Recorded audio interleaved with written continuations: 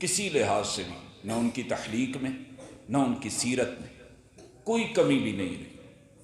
ہر لحاظ سے کامیاب ترین، کامل اور مکمل نبی کریم صلی اللہ علیہ وسلم کی ذات اقدس تھی۔ نبی کریم صلی اللہ علیہ وعلی آلہ وسلم کی سیرت تو ہے ہی نرالی، آج بھی بندہ پڑھتا ہے تو نبی کریم صلی اللہ علیہ وسلم عجب شخصیت اللہ تعالیٰ نے بنا کے بھیجا۔ صورت رسول بھی بہت نرالی تھی۔ نبی کریم صلی اللہ علیہ وسلم کے پاس ایک صحابی آئے، کہنے لگا اللہ کے نبی بہت پریشان ہوں، آج ایک چیز نے پریشان اور غم زدہ کیا تو آپ کے پاس آیا۔ جب بھی گھر میں ہوتا ہوں، بچوں کے پاس ہوتا ہوں، آپ کی یاد آتی ہے، آپ کو دیکھ کر کے اپنی آنکھوں کو ٹھنڈک پہنچاتا ہوں، سکون مل جاتا ہے۔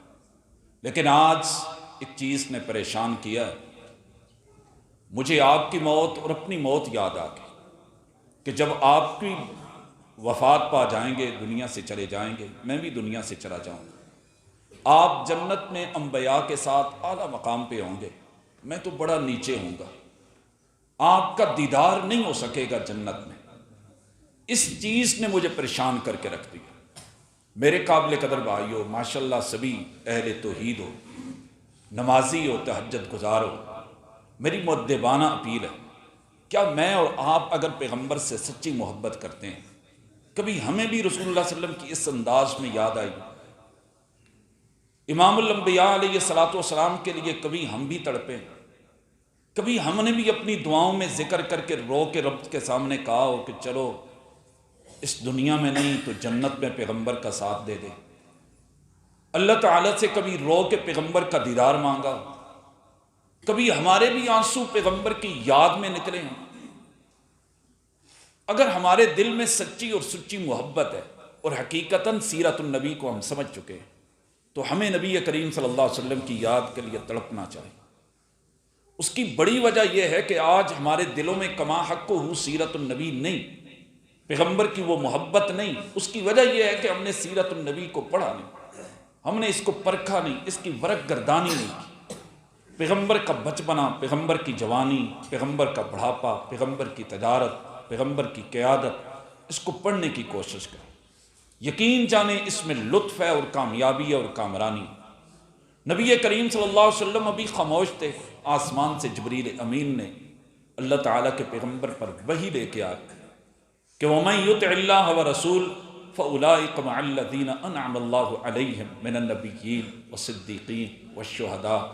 جو اللہ اور اللہ کے رسول کی مان کے زندگی بسر کرتا ہے، ان کی اطاعت اور فرما برداری میں زندگی بسر کرتا ہے، ان کی نماز، ان کا روزہ، ان کی تجارت، ان کی غمیاں، ان کی خوشیاں، ان کے معاملات اللہ اور اللہ کے رسول کی اطاعت اور فرما برداری میں گزرتی ہیں، ان کو اللہ تعالیٰ نبیوں کا ساتھ دے گا۔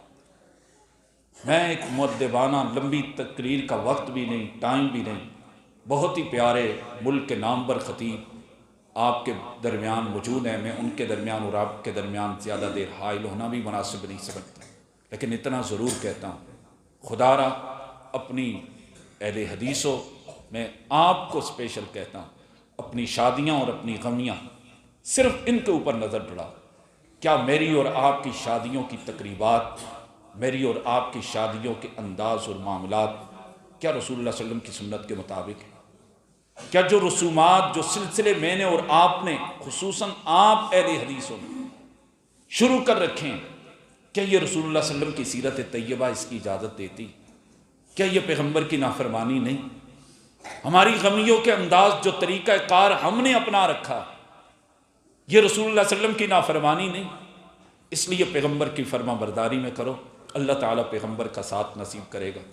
میں انتہائی مشکور ہوں اس مسجد کے خطیب میرے بھائی مولانا محمد خالد ربانی صاحب، ان کی شفقت سے آج یہ عظیم الشان پروگرام اہل حدیث یوتھ فورس کے نوجوانوں نے مولانا امیر شہر مولانا حافظ طارق ندیم صاحب کی سرپرستی میں بہت ہی پیاری محفل سجائی ہے۔ اللہ جس طرح ہم یہاں جمع ہیں، کبھی جنت میں اپنے پیغمبر کے گرد جمع فرما دے، نبی کریم صلی اللہ علیہ وسلم کی محفل ہمیں عطا فرما دے، رسول اللہ صلی اللہ علیہ وسلم کو دیکھیں، پیغمبر علیہ الصلوۃ والسلام کا دیدار کریں، پیغمبر کی باتیں سنیں، ہمیں اپنے کانوں سے وہ جنت کی محفلیں اور پیغمبر کی باتیں سننے کی سعادت نصیب فرما۔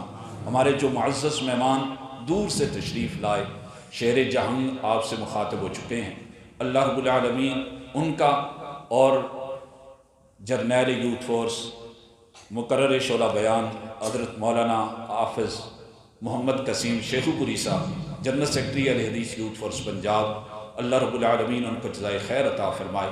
وہ طویل سفر کر کے یہاں تشریف لائے، اللہ تعالی ہم سب کا مل بیٹھنا قبول و منظور فرمائے، ہمارے لیے نجات کا ذریعہ بنائے۔ وما علینا